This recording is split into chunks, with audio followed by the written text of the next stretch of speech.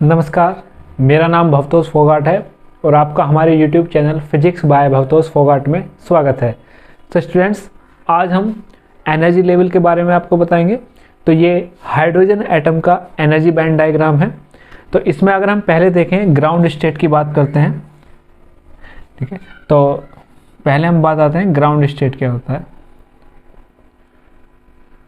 तो हमने पिछली वीडियो में डेरिवेशन किया था, टोटल एनर्जी ऑफ इलेक्ट्रॉन वो था -13.6 upon n square electron volt.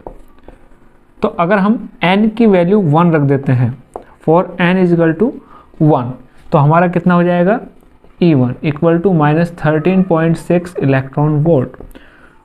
तो ग्राउंड स्टेट का क्या मतलब है? ग्राउंड स्टेट ऐसी स्टेट होती है जो न्यूक्लियस के सबसे पास वाली ऑर्बिट होती है, ठीक है।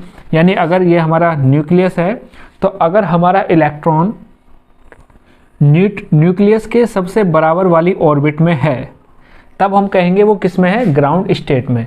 इसे हम बोहर ऑर्बिट भी कहते हैं। तो ऐसे मानिए, अगर हमारा इलेक्ट्रॉन कहाँ पे है? बोहर ऑर्बिट में है या बोहर रेडियस में है, तो उसे हम क्या बोलेंगे?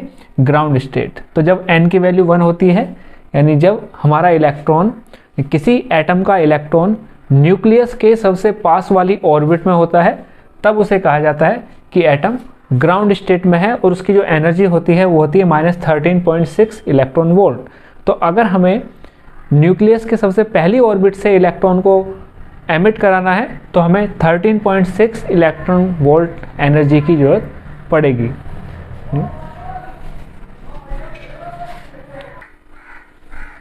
अब बात करते हैं ionisation energy of the hydrogen atom क्या होती है।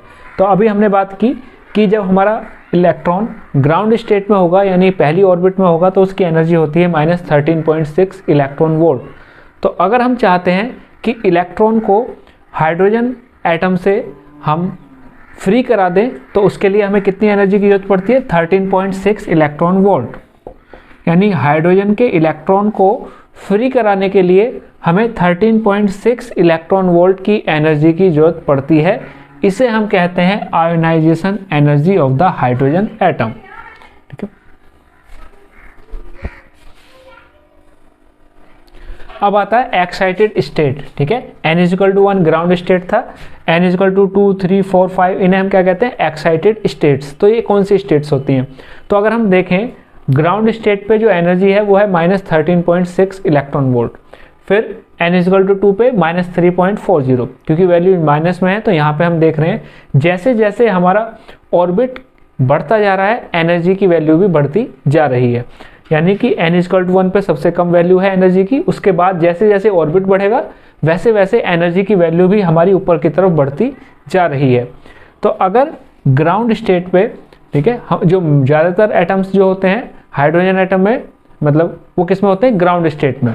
तो अगर ग्राउंड स्टेट पे जो इलेक्ट्रॉन्स हैं वो इतनी एनर्जी गेन कर लेते हैं, कैसे? आपस में कोलिजन से। यानी इलेक्ट्रॉन्स की कोलिजन की वजह से जो हमारे इलेक्ट्रॉन होते हैं वो क्या करते हैं? एटम एनर्जी गेन कर लेते हैं। यानी मैक्सिमम एटम्स जो होते हैं हाइड्रोजन एटम्स में, वो किस में होते हैं? ग्राउंड स्टेट्स में होते हैं। लेकिन जब दो मतलब इलेक्ट्रॉन्स के कोलिजन की वजह से अगर एटम एनर्जी गेन कर लेते हैं, तो वो ग्राउंड स्टेट से एक्साइटेड स्टेट में पहुंच जाते हैं। जैसे इसमें इलेक्ट्रॉन्स हैं, हाइड्रोजन एटम है, इसमें जो इन्होंने एनर्जी गेन कर ली, तो इलेक्ट्रॉन ग्राउंड स्टेट से कहाँ पहुंच जाएगा? अगली स्टेज में। तो उसे हम कहते हैं एक्साइटेड स्टेट। तो क्या हुआ? जो हाइड्रोजन एटम्स होते हैं वो क्या कर लेते हैं? एनर्जी गेन कर लेते हैं। तो ये एनर्जी कैसे मिलती है? जैसे फॉर एग्जांपल इलेक्ट्रॉन कोलिजन, ठीक है।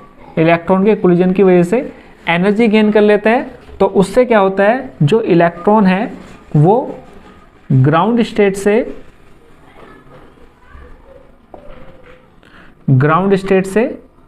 ठीक है, हायर एनर्जी स्टेट्स में पहुंच जाता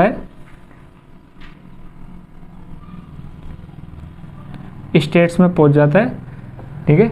इसे हम कहते हैं एक्साइटेड स्टेट, ठीक है। तो अब हम देखते हैं कि कितनी एनर्जी की जरूरत पड़ती है इलेक्ट्रॉन को एक्साइट करने में। तो हमने माना कि इलेक्ट्रॉन हमारे ग्राउंड स्टेट में है, तो इस वक्त इसकी एनर्जी कितनी है, तो फॉर्मूला क्या होता है, E n equal to -13.6/n² electron volt. तो अगर हमारा इलेक्ट्रॉन ग्राउंड स्टेट में है तो उसकी एनर्जी कितनी होती है, n की जगह 1 रखेंगे, -13.6 इलेक्ट्रॉन वोल्ट। अब अगर हम इलेक्ट्रॉन को एक्साइट कराना चाहते हैं इसकी पहली एक्साइटेड स्टेट में, यानी n इजकल टू 1 से n इजकल टू 2, तो हम कितनी एनर्जी की जरूरत पड़ेगी, तो एनर्जी जरूरत पड़ेगी E2 माइनस E1।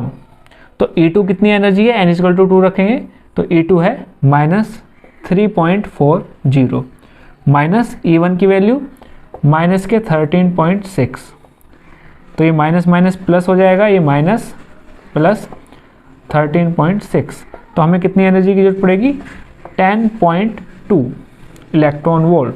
तो अगर हम 10.2 इलेक्ट्रॉन वोल्ट की एनर्जी दें तो इलेक्ट्रॉन हमारा पहली एक्साइटेड स्टेट में पहुंच जाएगा।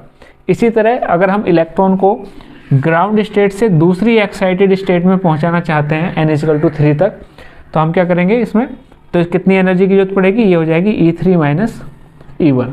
तो E3 कितनी है हमारी,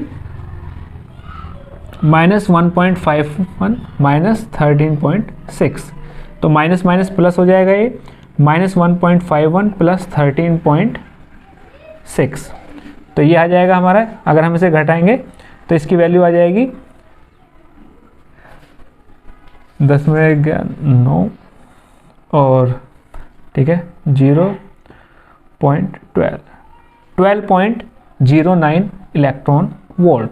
तो अगर हम इलेक्ट्रॉन को n इजकल टू 1 से n इजकल टू 3 तक एक्साइटेड कराना चाहते हैं, यानी सेकेंड एक्साइटेड स्टेट में, तो हमें 12.09 इलेक्ट्रॉन वोल्ट एनर्जी की जरूरत पड़ेगी। इसी तरह हम निकाल सकते हैं कि हम ग्राउंड स्टेट से किस स्टेट में एक्साइट कर रहे हैं। तो जैसे जैसे हम बढ़ाते रहेंगे, यानी पहले में था तो उसमें हमें कितनी एनर्जी की जरूरत पड़ी, 10.2 इलेक्ट्रॉन वोल्ट, फिर अगले में एक्साइट किया तो 12.09 इलेक्ट्रॉन वोल्ट, तो इस तरह वो बढ़ती चली जाएगी। आगे अगर हम इसे देखें तो हमारी जो इलेक्ट्रॉन की एनर्जी है वो क्या है, n के रेस्पेक्ट में क्या है, इन्वर्सली प्रोपोर्शनल टू n², यानी जैसे जैसे हमारी ऑर्बिट बढ़ेगी n इजकल टू 1 2 3 4, उसी तरह से जो हमारी एनर्जी है, ठीक है, टू रिमूव द इलेक्ट्रॉन, यानी अगर हम चाहते हैं कि इस इलेक्ट्रॉन को निकालें किसी ऑर्बिट से, वो घटती चली जाएगी। यानी इसमें सबसे ज़्यादा एनर्जी चाहिए हमें इसे यहाँ से इलेक्ट्रॉन को फ्री कराने के लिए, n इजकल टू 2 में उससे कम, n इजकल टू 3 में उससे कम, और जो सबसे लास्ट ऑर्बिट में है जिसे हम कहते हैं वैलेंस सेल में, उसमें सबसे कम एनर्जी की हमें ज़रूरत पड़ती है। तो इसी फॉर्मूले के हिसाब से अगर हम देखें, ठीक है, तो बाद में क्या होता है, ये वैल्यू पास आती चली जाती है क्लोज। तो अगर हम ले लें n इजकल टू इन्फिनिटी के लिए, ठीक है, for n equal to infinity, तो हमें कितनी एनर्जी की जरूरत पड़ेगी, तो एनर्जी की जरूरत पड़ेगी हमें 0 इलेक्ट्रॉन वोल्ट, ठीक है। तो ये वो कंडीशन है जब हमारा जो इलेक्ट्रॉन है वो एटम से काफ़ी दूर जा चुका है और रेस्ट पर है, तो यह हमें ध्यान रखना है, ठीक है। तो जैसे जैसे हमारे ऑर्बिट बढ़ेगा, एनर्जी की वैल्यू जो हमें रिमूव कराने के लिए ज़रूरत है वो घटती चली जाएगी। तो आज की वीडियो में इतना ही। वीडियो देखने के लिए धन्यवाद।